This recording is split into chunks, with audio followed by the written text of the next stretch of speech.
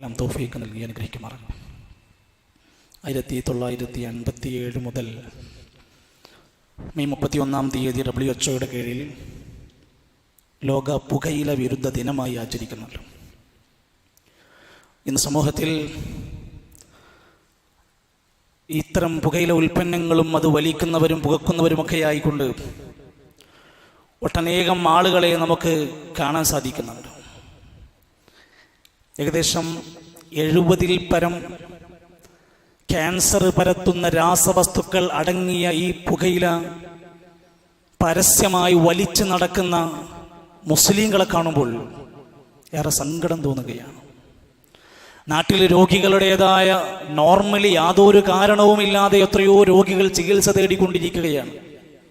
ചെമ്പിലോട് പ്രദേശത്തുള്ള മിസ്അബ് എന്ന് പറയുന്ന ഒരു ചെറുപ്പക്കാരൻ 10ാം ക്ലാസ്സുകാരനാണ്. ബ്രെയിൻ ട്യൂമർ ബാധിച്ച് ചികിത്സയ്ക്ക് വേണ്ടി ഒരുങ്ങുകയാണ്. 8 ലക്ഷം രൂപ വേണമെന്നും അതിൻ്റെ ധനസമാഹരണം നടന്നുകൊണ്ടിരിക്കുകയാണ്. സാന്ദർഭികമായി ഉറപ്പെടുത്തുക. ഇത്തരത്തിലുള്ള രോഗങ്ങളൊക്കെ ഒരു ഭാഗത്ത് പടരുമ്പോൾ രോഗം വരുമെന്ന് ഉറപ്പുള്ള സാധനങ്ങളെ മേടിച്ചു കൊണ്ടുപോയി ഉപയോഗിക്കുന്ന മനുഷ്യർ അറിയുമോ?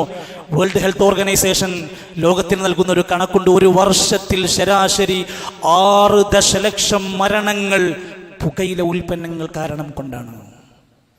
ഇതിനേക്കാൾ വലിയ വിപത്തിനി എന്ത് സൂചിപ്പിക്കാനുണ്ട്? ലോകത്ത് തടയാൻ പറ്റുന്ന മരണകാരണങ്ങളിൽ ഒന്നാമത്തേത് ലഹരിയാണ്. തടയാൻ പറ്റാവുന്നതാണ്. സഹോദരങ്ങളെ, ഹൃദയാഘാതം സംഭവിക്കുന്നു, മസ്തിഷ്കാഘാതം സംഭവിക്കുന്നു, DPC എന്ന മാരകമായ അസുഖം ബാധിക്കുന്നു, എംഫിസെമ ക്യാൻസറിന്റെ വിവിധങ്ങളായ ഇനങ്ങൾ ബാധിക്കുന്നു. ഇതെല്ലാം ഉണ്ടായിരിക്കെ സ്വന്തമായി അത് വലിക്കുന്നു എന്ന് മാത്രമല്ല, നിരപരാധികളായ രോഗികൾ അല്ലെങ്കിൽ രോഗികളെ ഉണ്ടാക്കുന്ന പുക കൊടുത്തുകൊണ്ട് ഇവൻ ചെയ്യുന്ന ക്രൂരതയെ നമ്മൾ എന്താ തിരിച്ചറിയാത്തത്? കൊലപാതകത്തെ പോലെ കാണേണ്ടുന്ന മറ്റുള്ളവരെ കൊന്നൊടുക്കുകയാണ് ഇവൻ. സമ്പത്ത് ഒരു കാരണവുമില്ലാതെ നശിപ്പിച്ചു കളയുകയാണ്. സമയം മുഴുവൻ ഇത്തരം വലിക്കുന്ന അത്രയും മണിക്കൂറുകൾ അല്ലാഹുവിനെ ധിക്കരിക്കുകയാണ്. ഇത് ഇന്നോ ഇന്നലെയോ അല്ല. വിശുദ്ധ ഖുർആൻ പറയുന്നു നമ്മളോട്, മുസ്ലിമീങ്ങളെ നമുക്കത് പറ്റൂല. അല്ലാഹുവിന്റെ ഖുർആൻ നമ്മളെ പറയാണ്, നിങ്ങൾക്ക് എന്താ ഹലാല്? നല്ലതായ വിശിഷ്ട ഗുണങ്ങളുള്ള വസ്തുക്കളൊക്കെ നിങ്ങൾക്ക് ഹലാലാണ്.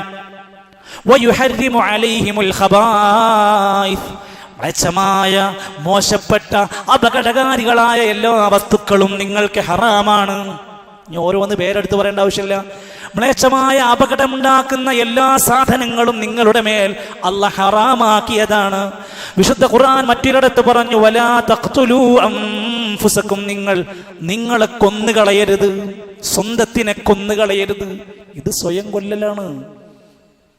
വലാ തുൽഖൂ ബിഐദീകും ഇല തഹ്ലുക, നിങ്ങൾ നിങ്ങളുടെ കരങ്ങളെ നാശത്തിലേക്ക് കൊണ്ടുപോകരുത്. അറിഞ്ഞുകൊണ്ട് നാശം മേടിച്ചു വരുത്തരുത്. ഇത്തരം ആളുകൾ സമൂഹത്തിൽ ഇടപഴകുമ്പോൾ അവരുടെ വായയിൽ നിന്ന് വരുന്ന ദുർഗന്ധം പോലും എത്ര പ്രയാസമാണ്. അവർ പള്ളിയിൽ വരുമ്പോഴുണ്ടാകുന്ന നാറ്റം എത്രയാണ്. ആ നിലക്ക് അയാളുമായി ബന്ധപ്പെട്ട മക്കള്, ഭാര്യ, കുടുംബം എത്രമാത്രം ഈ വിഷയത്തിൽ പ്രയാസപ്പെട്ടുകൊണ്ടിരിക്കുകയാണ്. അല്ലാഹുവിന്റെ റസൂൽ സല്ലല്ലാഹു അലൈഹി വസല്ലം അവിടുന്ന് പറഞ്ഞൊരു വാക്കുണ്ട്, കുല്ലു മുസ്കിരിൻ ഹറാം, ലഹരിയുണ്ടാക്കുന്ന എല്ലാ സാധനങ്ങളും നിഷിദ്ധമാണ്. ചിലര് പരസ്യമായിട്ട് വലിച്ചെടുക്കും, ചിലർ രഹസ്യമായി കൊണ്ടു നടക്കും. പ്രസ്ഥാനക്കാരുടെ ഇടയിൽ അവൻ വലിക്കുന്നില്ല, നാട്ടുകാരുടെ ഇടയിൽ അവൻ വലിക്കുന്നില്ല.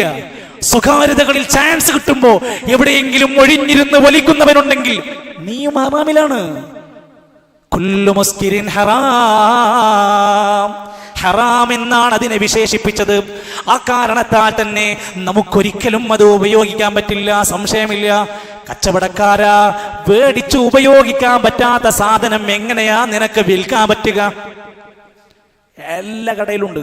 ചെറിയ പെട്ടിപ്പീടിക മുതൽ ഇതിന്റെ ലാഭം കൊണ്ട് ജീവിക്കുന്നവരെ നീ വിചാരിക്കുന്നുണ്ടോ നീ സുഖിക്കുകയാണെന്ന്? ഈ നാട്ടിൽ ഏറ്റവും അധികം ക്യാൻസർ പരത്തുന്ന കച്ചവടക്കാരൻ നീയാണ്. സംശയിക്കേണ്ട, നീ വേറെ ആളെ ചുകണ്ടല്ല, നീ തന്നെയാണ്. കാരണം ഇത് ക്യാൻസറിന് കാരണമാണെന്ന് എഴുതി വെച്ച സാധനം നീ നിയമലംഘനങ്ങൾക്കപ്പുറത്ത് വിറ്റുകൊണ്ടിരിക്കുമ്പോൾ നിന്റെ മക്കൾക്ക് തിന്നാൻ കൊടുക്കണ പൈസ ഹറാമാണ്. ഞാൻ ആരെയും വേദനിപ്പിക്കാൻ വേണ്ടിയല്ല, ഇതൊരു സത്യമാണ്.